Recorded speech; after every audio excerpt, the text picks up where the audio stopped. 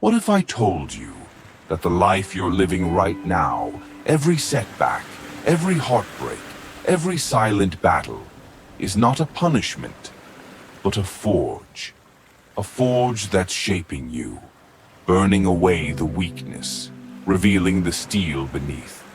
This isn't just motivation. This is Stoicism, the ancient code of warriors, emperors, and thinkers. It's not about hiding from pain. It's about becoming unshakable in the middle of it. In a world addicted to comfort, this philosophy will rebuild your mind, reshape your habits, and restore your power. If you've ever felt lost, angry, broken, stay. This video will change how you see your entire life. And if it moves you, subscribe, because the path of the Stoic is long, but you're not walking it alone. Act 1. The Fall. Meet Marcus. Not the Emperor, just a man who could have been, if life hadn't broken him first. He was born in chaos, not just thunder, but pain. Father gone, mother drowning in overtime. No comfort, no handouts, no mercy. By 17, he was already tired. Tired of hope, tired of trying, tired of himself. He failed school, failed love, but worst of all, he failed to believe he had any power. One night, after being humiliated in front of everyone, he walked 12 miles home in silence. He stared at the ceiling for 6 hours. No tears, no screams, just one whisper. I don't want this to be the end of me. Stoic lesson. It is not what happens to you, but how you respond that matters. Epictetus. Pain is not the enemy. Your reaction is. That night he didn't break. He woke up. Act 2. The Mentor. In the middle of his collapse, he met a janitor. Old, quiet, but still, so still it was unsettling. Marcus asked, "Why are you always so calm, even when life's falling apart?" The man said, "Because I stopped arguing with life." Then he handed Marcus a tattered book. Meditations by Marcus Aurelius. Marcus laughed. "A Roman emperor. What's he gonna do for me?" The janitor smiled. "He gave me my life back. He might do the same for you." Stoic lesson. Welcome whatever comes, for what could fit your needs better. Marcus Aurelius. Act 3. The Rebirth. Marcus began reading, one page at a time, one thought, one battle, one breath. Then he saw it. You have power over your mind, not outside events. Realize this, and you will find strength. That line hit him like lightning. The world wasn't the enemy, his reaction was. He began waking up at 5 a.m., training, reading, journaling every fear, every trigger, every emotion. Not to feel good, but to become strong. Stoic lesson.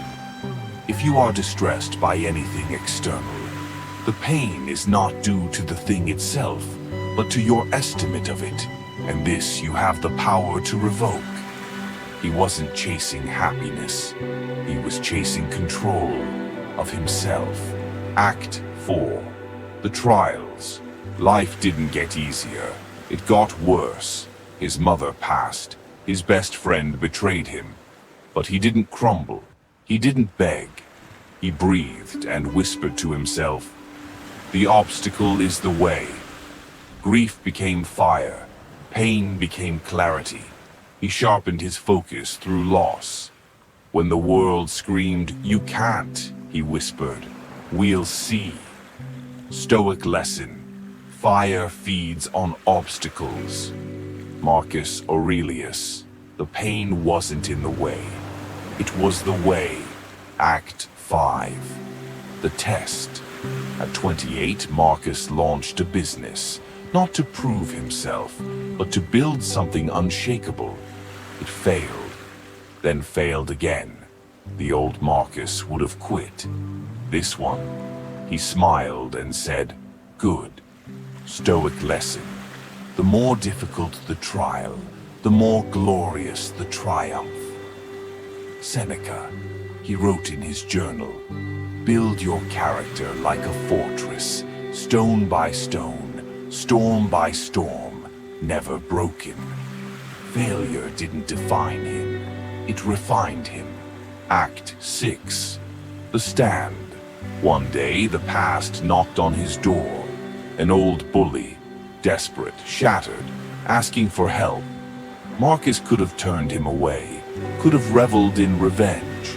Instead, he invited him to sit. "A Stoic doesn't seek revenge," he said. "He seeks peace, even if it costs him pride." That night, Marcus wrote, "I have finally won, not by defeating him, but by defeating my need to." Stoic lesson. The best revenge is not to be like your enemy. Marcus Aurelius.